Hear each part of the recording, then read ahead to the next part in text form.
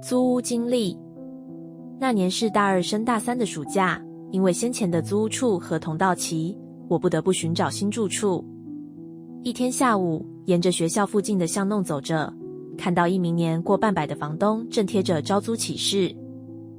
他看见我停下来，热情地介绍了一间位于老旧公寓3楼的小套房。房间不大，但包含浴厕，家具也齐全，有一张普通的书桌，一个衣柜，水电费也全包，再加上租金便宜，离学校步行仅需10分钟，实在让人难以拒绝。稍作考虑后，我签下了2年的租约，正式成为这间房子的住户。搬入的第一天，我开始整理房间。老旧的墙壁上有些剥落的油漆，地板踩上去有些嘎吱声响，但这些都不影响我的满意度。我特别留意了房东留下的那个衣柜。这是一个双层设计的木质衣柜，表面已经泛黄，上层的门似乎被上了锁，打不开。房东解释说，那是他多年前的私人储物柜，里面只是些旧杂物，他会找时间来清空。我也没多想，便将下层当作日常收纳使用。头几天一切都很正常，但从第2周起，奇怪的事情开始发生。某天夜里，我正准备入睡时，耳边忽然传来一阵咚咚的敲击声，像是有人在用力敲打木板。我愣住了，环顾房间，声音似乎来自那个衣柜的方向。我壮着胆子凑过去，将耳朵贴在衣柜上仔细听，却什么也没再听到。接下来的几天，每晚固定在半夜2点左右，那敲击声总会准时响起。它不像普通的响动，更像是一种有节奏的求救信号。我尝试将衣柜搬开，却发现柜子底部有些沉重，仿佛里面藏着什么不为人知的秘密。某个深夜，敲击声再次响起，我终于忍无可忍，拨通了房东的电话。然而，他听完我的描述后，语气显得有些闪烁。那衣柜是老房子留下的家具，可能是木头老化，没什么好担心的。他的话语似乎在掩盖什么，但我没有证据，只能作罢。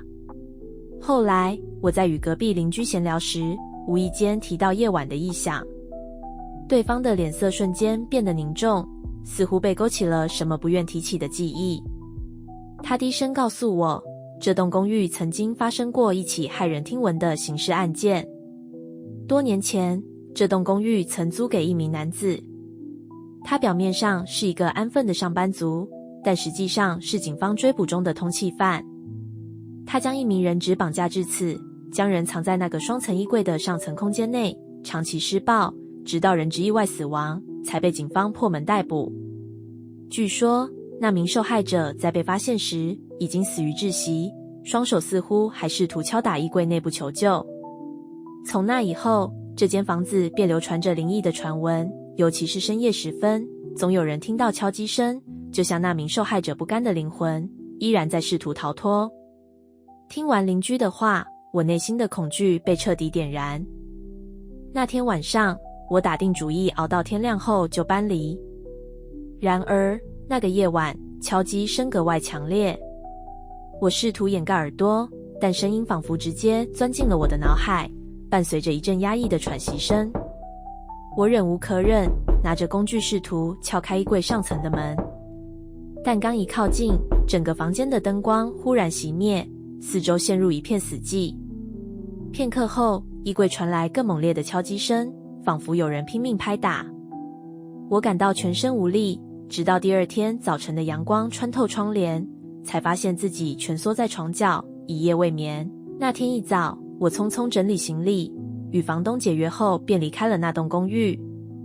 离开时，我看到房东似乎松了一口气，还对我说，不住就算了，我再找其他租客。他的语气轻描淡写，但那间衣柜里的秘密，我想他比任何人都清楚。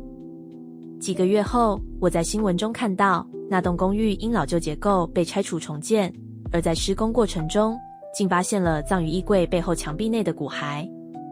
消息传开后，我只能庆幸自己早已逃离那个令人毛骨悚然的地方。这次经历告诉我，有些便宜的代价可能太高，尤其当它背后藏着说不出口的过去时，任何贪图都可能成为不安与恐惧的根源。